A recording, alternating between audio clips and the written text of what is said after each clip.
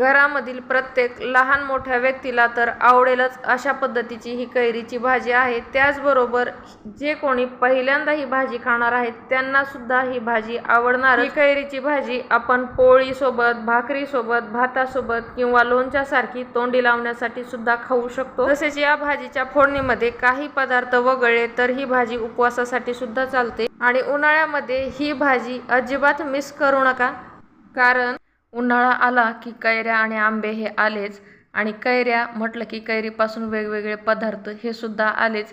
तर अशाच पद्धतीची आपण कैरीची भाजी आजच्या आपल्या या व्हिडिओमध्ये पाहणार आहोत। या पदार्थाला कैरीची भाजी असंही म्हणतात। त्याचबरोबर लग्नाच्या पंक्तीमध्ये खूप मोठ्या प्रमाणावर हा पदार्थ तयार केला जातो, तिथं याला लुंजी म्हणतात किंवा लोणचं म्हणून आपल्या महाराष्ट्रामध्ये या कैरीच्या भाजीला खूप आवडीने खातात। तर हीच भाजी कशी तयार करायची हे मी तुम्हाला दाखवणार आहे, त्यासाठी व्हिडिओला शेवटपर्यंत बघून घ्या। तर बघा, इथं ही भाजी तयार करण्यासाठी इथं मी मध्यम आकाराच्या 2 कैऱ्या घेतलेल्या आहेत। एकदम मस्त फ्रेश अशा ह्या कैऱ्या आहेत, ताज्या ताज्या। तर जास्त गोड कैऱ्या आपल्याला इथं वापरायच्या नाहीत, यासाठी आपल्याला आंबटच कैऱ्या लागणार आहेत आणि आंबटच कैऱ्या इथं आपल्याला वापरायच्यात। तर त्या स्वच्छ धुवून घ्यायच्यात, त्याचा पूर्ण चिक काढून घ्यायचा आहे।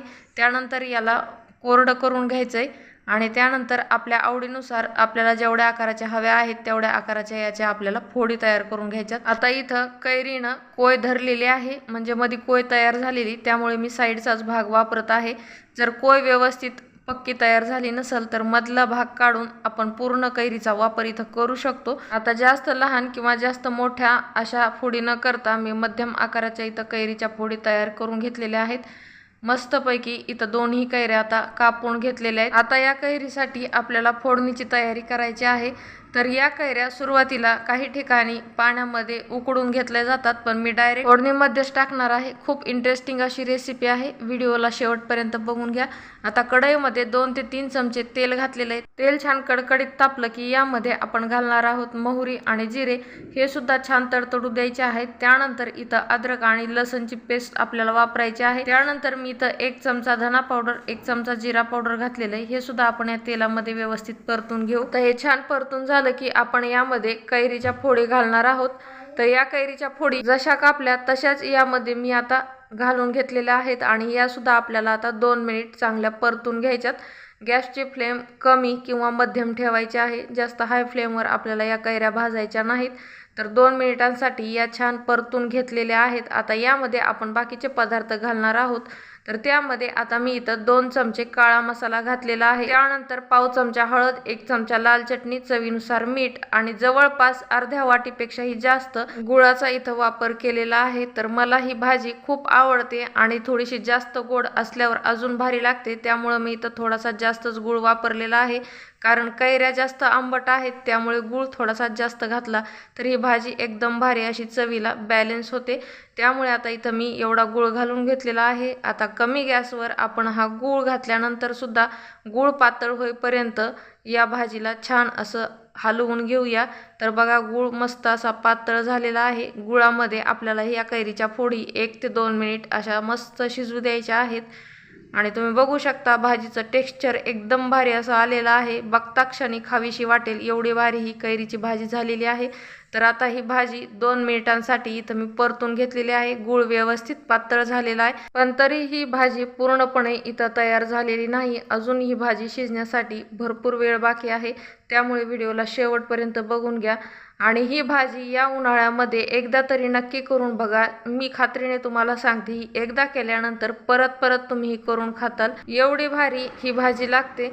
तर आता या कैरीच्या फोडी पूर्णपणे शिजण्यासाठी इथं आपल्याला पाण्याचा वापर करायचा आहे। तर साधारणपणे 1 वाटी एवढं पाणी मी इथं या कैरीच्या फोडी शिजण्यासाठी घातलेलं आहे आणि आता पाणी घातल्यानंतर आपल्याला ही भाजी 4 ते 5 मिनिटांसाठी मीडियम फ्लेमवर शिजवून घ्यायची।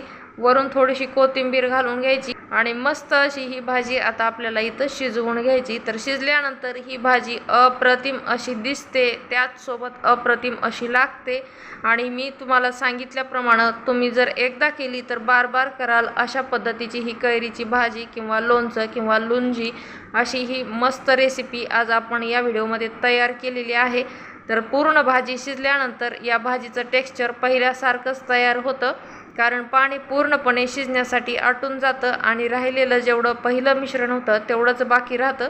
आणि महत्त्वाचं म्हणजे ही भाजी तयार केल्यानंतर साधारणपणे 5 ते 7 दिवसासाठी आपण फ्रीजमध्ये ठेवून या भाजीला खाऊ शकतो.